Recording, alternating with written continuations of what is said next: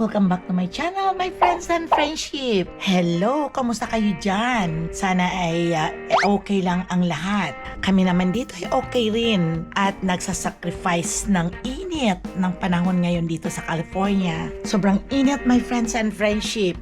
Kaya dito lang kami sa bahay, mas okay pa at masarap lang lumabas paghapon na. Ngayon is 11:30, almost 12 o'clock. Nagising ako ng mga 9. Tapos diretso na kami nagpuntang Costco kami ng apo kong si Mikel at bumili ng mga ulam at wala kami ng ulam dito. Ayaw ko namang mag-order sa online dahil hindi ka ako makakapili. At mas mabuti kung doon ka mismo actual na namimili. So my friends and friendship, kumakain kami. Pero katatapos pa lang, almusal pa lang to my friends and friendship. Katatapos ko pa lang, ang kinain ko lang is 2 bagel at 1 croissant. Ang bagel at nilagyan ko lang ng ang bagel ang kinain ko lang for almusal at saka coffee. Ito lang, ito ang natira sa bagel ko. Ito ang binili ko net. Ito at pinalamanan ko ng Philadelphia. Diba, my friends and friendship? Masarap ang bagel pag may palaman na yung cream cheese. Kaya ito lang ang aking almusal. At nakabili din ako ng mga ulam-ulam namin para kami pa lang dito, wala pa si Zoe. 3 kami dito pero aalis din itong si Jarrell at papasok. Si JR, my friends and friendship, off siya ngayon pero ando nag-fishing. Yun ang happiness lang naman ng batang yon. Kaya hinayaan na lang namin. Kaya nagugutom na ako. Ito, may natira pa ng pinya namin, pineapple, kahapon. Hindi namin naubo. Dala lang kasi kami ni Papa Judy, my friends and friendship. Namili ako sa Costco. Ito itlog. Ito lang. Hindi ko na na-vlog. Nagmamadali ako at ito. Itong pork na to, my friends and friendship, is $20 na. At ito, bumili rin ako ng yung pork belly. Alam niyo, is kano na to? 17. At ito na, ang beef na beef steak ay $20 na to, my friends. Kaya ayan, okay, at bumili ako ng Vienna sausage para pa kung sino magugutom may panmadali ang kainin. Okay? For today's menu, my friends and friendship, ay yun lang. Kung ano-ano lang. Magpiprito ako nito. Yung belly, magpiprito ako nito. Isa lang, dalawa lang kami. Ito, my friends and friendship, ganito pag binili mo siya sa Costco, volume. Ngayon, ang ginagawa ko rito, dahil mahirap naman kasi pag nilagay mo na to sa freezer at pag mag-frozen na, mahirap na kalasin. Kaya ang ginagawa ko na siniseparate ko na kagad lalagay ko sa ziplock hati-hati. Ito rin. At alam niyo, my friends and friendship, wala na sugar na dating binibili ko. Ito na malakihan na. $7 na to. Organic brown sugar na ang meron doon sa Costco. At ito, bumili ng Baked Stasi Pita Chips. Ito, kaya ayan naman kay Jarrell John Bolano na breakfast. Chicken, rice, avocado, pineapple, and oranges. Ayun. At, dami-dami ang kakainin niyang banana. Banana is for, what is banana? Potassium. Kaya ilalagay ko to dito, my friends and friendship. Dahil, dito lang siya. Ang pantry namin, hindi ko pa naiayos. Daming tao ngayon, my friends and friendship, sa grocery sa aming Costco. Paano Saturday kasi ang mga nanay, mga tatay na nag-work, ang mga ate at kuya ay ngayon lang nagkaka-chance. Kaya ito, may mga avocado din kami rito, my friends and friendship. Pero mas masarap dyan ang avocado natin sa Philippines at malalaki. Merong senyorita din kami dito nga, banana, pero ibang klase ang senyorita na banana na yung sa may baleti, aklan, na yung mabango. Dati itong itlog, my friends and friendship, ay mataas-taas ito. Mga 4 na patong. At ang presyo lang is $9 Ngayon, wala na yon. Ito na siya ngayon. $9.99, bali $10 na siya. 2 patong lang siya. Ayun. Kaya ang gagawin ko ngayon, my friends and friendship, na araw na ito, ang ulam namin dalawa ni Papa Dudes ay ito lang. Magpiprito lang ko, imamarinate ko muna ng belly. Pero wala ang belly nila dito, my friends and friendship. Inaalisan nila ng skin. Iyan lang ang natitira. Okay, mamaya ko na ipakita sa inyo. At ito naman ay aking i-repack para pag nagluluto, ay frozen man siya, ay madaling mag-defrost.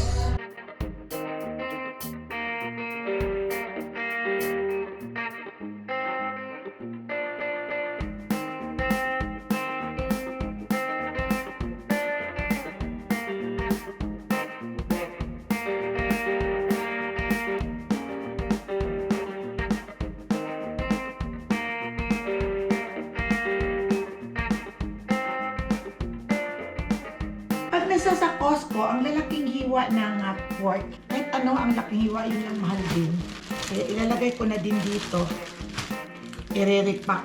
Kasi mga 3 ganito at lulutuin mo lang. Madami na kasi hiwain mo pa pag i-adobo. Tapos, ang adobo ay haluan mo ng pork belly. Kung pwede na itong 4 na piraso lang. Yan lang. Tapos, kung natira yun din. Kaya ito na siya. At may nabili din akong fish. Hati-hatiin ko din yun. Ilang snapper na fish. Kaya hindi rin ito mauubos. At malamang ng 5 piraso ang nasa loob. Ang price is $20 na ito, my friends and friendship. Kaya hatiin ko na lang to para magprito-prito ba. Sobrang mahal dito ang isda. Ayan malaki naman. Magprito ka lang ng isa nito, okay na. Ayan, siniperate ko na. Itong dalawa ay basta masarap lang ito prito. Ayoko yung sabawan. Malinis na siya, my friends and friendship po. Malinis na. Red snapper. Ayan, iligpit ko na. Ito ay pangtatapon ko na. At ito ay isisigang ko ngayon. Ito namang itlog. Ay, mayroon pa akong itlog doon sa kabilang ref. Pero idadaling ko doon, my friends and friendship. Itatapon ko muna to sa labas, my friends and friendship. Hindi kasi ito pwedeng ihalo sa garbage. Mayroong paglalagyan nito ang recycle.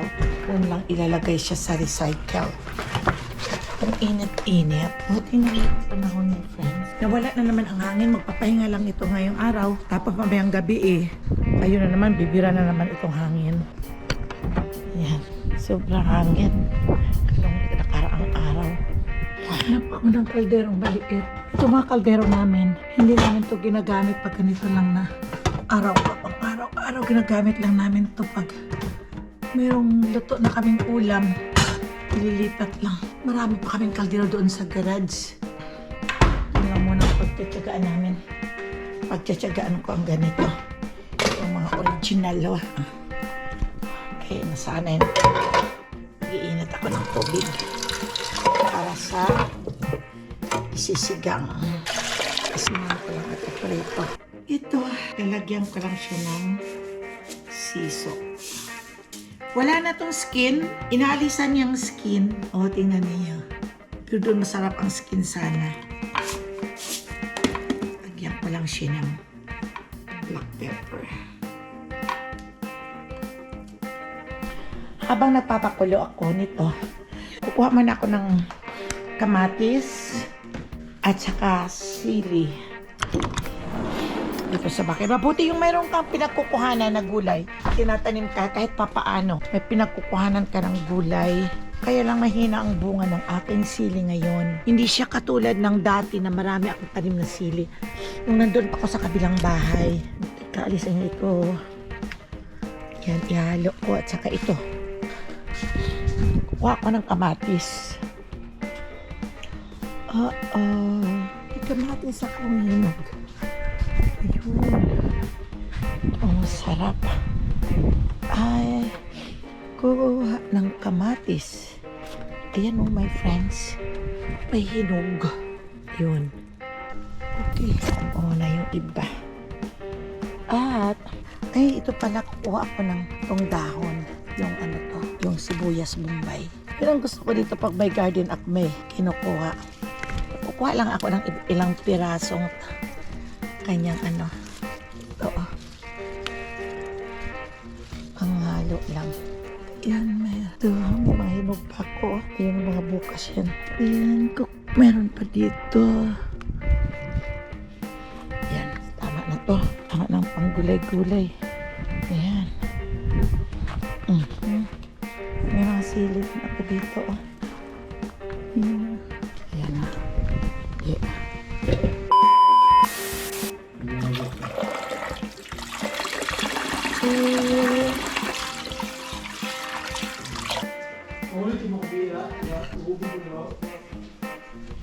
Ayan. Ang isisigang ko. May sabaw-sabaw. Kasi may friends and friendship. Gusto talaga niya asawa. May sabaw parati. Ihalo ko na.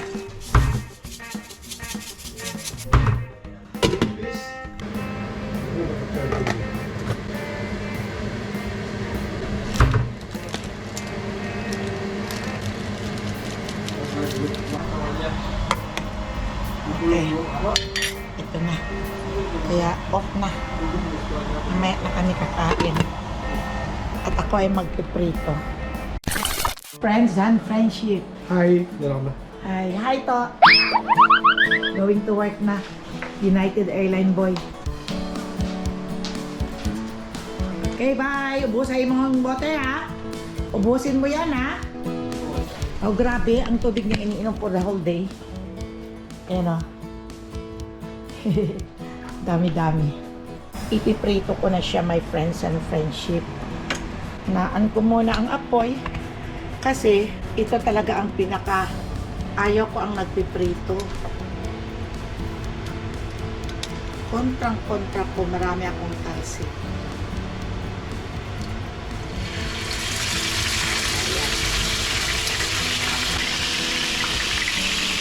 Daming talsik na ito pag piniprito mo. Lalo na may friends and friendship kong bangos. Ay naku, Diyos ko, ayaw ko talaga yung bangos. Maraming tama ko pag bangos ang piniprito ko. Grabe. Ilalagay ko lang muna lahat ito sa dishwasher.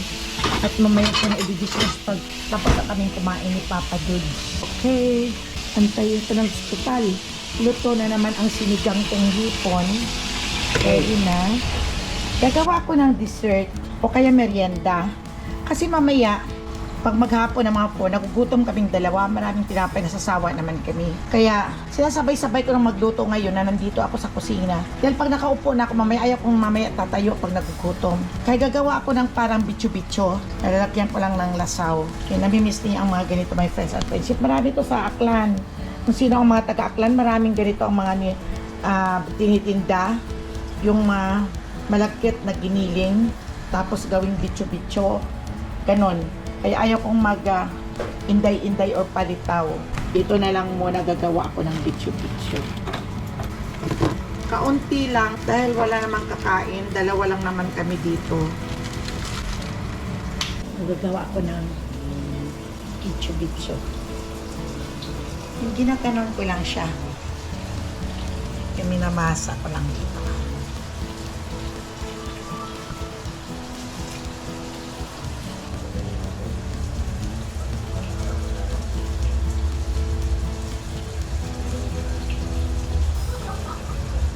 May papakita ko sa inyo, my friend, kung luto na.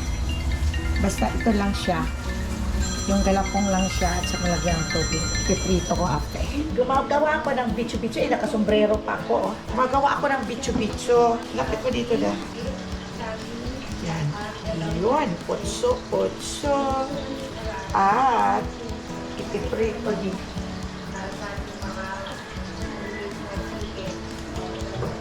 Malagkit lang to. Oh, ayan. Konti lang, my friends and friendship, ang aking niluluto. Para lang sa aming dalawa. Dahil dalawa lang naman kami dito eh. Wala naman kaming dalawang kasama. Ito yung pinarito kong limpo. Pa-brown natin.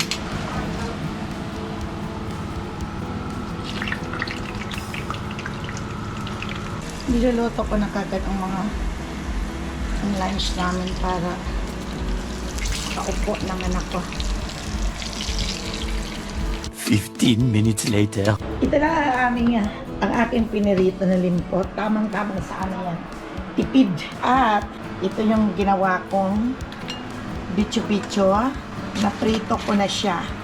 Kaya gagawa pa ako ng syrup para ihalo lang siya. Gagawa tayo ng syrup ng 2 cups lang. Depende sa inyo kung marami rin kayong nagawa na bitcho-bitcho na piniritong galapong ganito. Tubig lang at saka galapong yan, yung giniling na malagkit. At yung pinorma ko lang at ipiprito. Pusa talaga siyang umaalsa yan, my friends and friendship. Pero malambot to pag kinagat mo dahil yung bang malsa siya. At tapos, konti lang ginawa ko dahil dalawa lang naman kami. Dahil konti lang ginawa ko, hindi nang madami ang aking gagawing syrup. Kasi alam naman yung my friends and friendship, bawal sa amin sobrang tamis. Bahala kayo kung gaano kadami ang gagawin ninyo. Basta ako, tansya-tansya ko lang my friends and friendship. Ito lang siya. Pakuluan mo lang siya. Dahil hindi naman siya magsisirop kung kaunti ang sugar. Kaya kailangan itutunaw mo yung sugar para mag-syrup talaga siya. At dito, pakuluan na siya. Diyan. Mamaya. Ito na yung syrup. Pwede namang haluan ito ng honey. Pero paano ko muna? Palamigin ko muna yung syrup bago ihalo dito. Ayaw ko ng honey, pero pwede mong lagyan ng honey. Kasi malapot, mas okay kung syrup. Syrup lang ang ihalo. Parang sinasabaw mo lang. Ihahalo ko na itong syrup.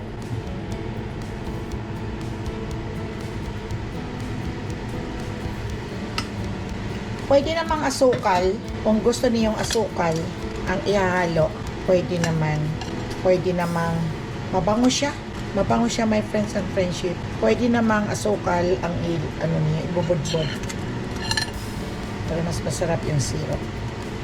Kaya tikman natin. Maharap.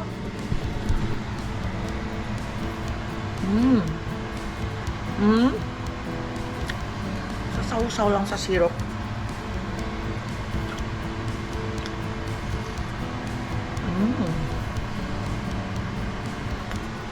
Akala niyo my friends and friendship tapos na yon, hindi pa. Hinalo ko lang doon ang syrup para mag-absorb. Tapos niluto ko ulit ang syrup kasama nito. At nilagyan ko ng milk. Kung mayroon kayong condensed milk o kaya yung evaporated milk, haluan ninyo. Ang sa akin, hinaluan ko lang siya ng powder milk, yung nido. Pwede namang yun lang naman, my friends and friendship, ang gagawin niyo, yung syrup lang. Pero parang walang arte.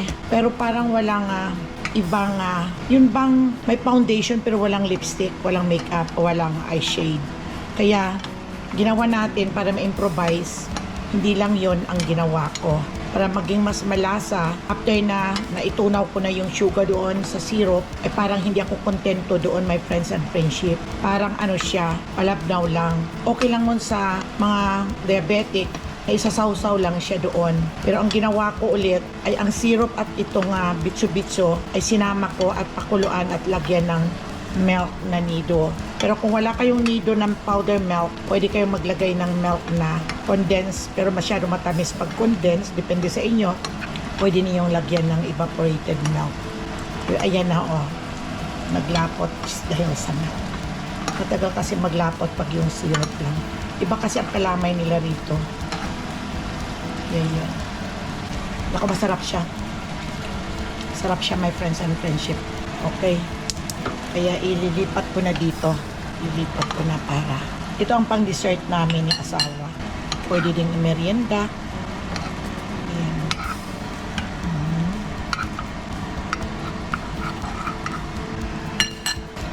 Ayan ang nagawa ng galapong. Ito na siya. Matamis lang ito. Pero sa mga diabetic, pwede naman kayong kumain kahit kalahati o konti lang. Hindi ibig sabihin na diabetic ko na, nandun na yung diabetes sa iyo eh. Nandun na sa mga dugo mo. Pero tumatanda na kasi tayo. Anong gagawin natin? Kukontrolin natin ang kinakain natin, pero wag ibig sabihin na hindi tayo kakain. Pag namatay tayo, magsisisi tayo dahil ba't hindi natin kinain. Kaya ang ginagawa ko dito sa bahay, lahat kinakain namin ni asawa. Pero hindi ibig sabihin na titingin-tingin lang kami kung ano ang pagkain dahil bawal. Hindi. Ang ano lang namin, kumakain kahit talaga kami. Hindi kami kumakain ng marami. Kinokontrol lang namin. Yung pika-pika lang siya. Yung hindi katulad sinasabi ng iba na, oy, hindi ka pwedeng kumain ng baboy at high blood ka, hindi. Kumakain kami kahit isa lang o dalawa. At least nakatikim ka. May nasasabi ng iba, hindi ka pwedeng kumain ng taba ng alimango at baka high blood rin ka. High blood rin ka talaga kung wala kang maintenance. Pero huwag kang kumain ng marami. Konti lang. Yun naman ang advice sa akin ng aking doktor. Hindi yung titingnan mo lang, pupunta ka sa party, hindi ka kakain. Maraming pagkain sa party. Kakain ka ng marami, di kaninong loss, sa iyo yun. Dahil kumain kang marami, nagsipagtaasan lahat, ang sugar, ang cholesterol. Konti lang. Pick up ka lang at kakain ka lang yung pang, yung bang parang naano ka, yung sa amin sa Pisay, yung tampi sa ibog bala, yung Yung parang to satisfy your wants. Parang ganon. Yun. At pag may lechon, hindi ka pwedeng sabi nilang kumain dahil high blood ka. Basta may maintenance ka, inumin mo ang maintenance at kumain ka lang ng kaunti, huwag kang kakain ng marami. Kasi ang karamihan naman sa atin, pag kumain na mo na talaga Yung marami na, akala mo lang ang katapusan ng mundo. Kaya kainin mo lahat, pero unti-unti lang. Yung tikim-tikim. Sa party kami pag nagpupunta, hindi ako kumukuha ng plate. Pag nagugutom na talaga ako, kumukuha ko, lagyan ko ng kanin na kaunti. At dadaan lang ako kukuha, titikim. Pag nasanay ka na, inom ka ng tubig, wala na, tapos na. Mami, pag nakafeel ka rin ng gutom, balik ka, kakain-kain ka lang. Yun parang ganun lang, huwag kang uupo at kumain ng madaming-madami. Ang mga pansit na yan, hindi ibig sabihin na safe ka. Pag lahat daw ng mga bagay, lahat ng mga pagkain, pag sobra ay masama sa katawan. Kaya, kain lang is moderate. Sabi ng doktor, eat moderate. Yun. May sinasabi din ng doktor sa amin, kasi ang asawa ko, Dok, sabi niya bumaba ang sugar ko talaga, yung bang, parang nagka-hypo, parang ako papas out na bumaba ang sugar ko. Dahil hindi ako nakakain. Sabi niya, minom ako ng juice. Sabi naman ng doktor, pinapanababa nga natin ang sugar mo, ba't iinom ka ng juice, itataas din yun. Kaya sabi, kumain ka ng regular. Huwag kang mag-skip ng pagkain mo. Ilagay mo sa oras ang pagkain mo, ilagay mo sa oras ang pag-inom ng gamot. At kaya itong mga maintenance namin ay forever na ginagamit na namin. Hindi yung nafe-feel mong high blood kayo, inom ka ng gamot, tapos hindi ka naman high blood. Pag bumaba na naman ang blood pressure mo, iiwanan mo naman ang gamot. Hindi. Continuous yun forever na kami. Okay. So, that's it for today, my friends and friendship. Don't forget to subscribe my channel, Mama Ella Buholano. Don't forget to share, like, and you can comment down below the box. Thank you so much. Bye-bye.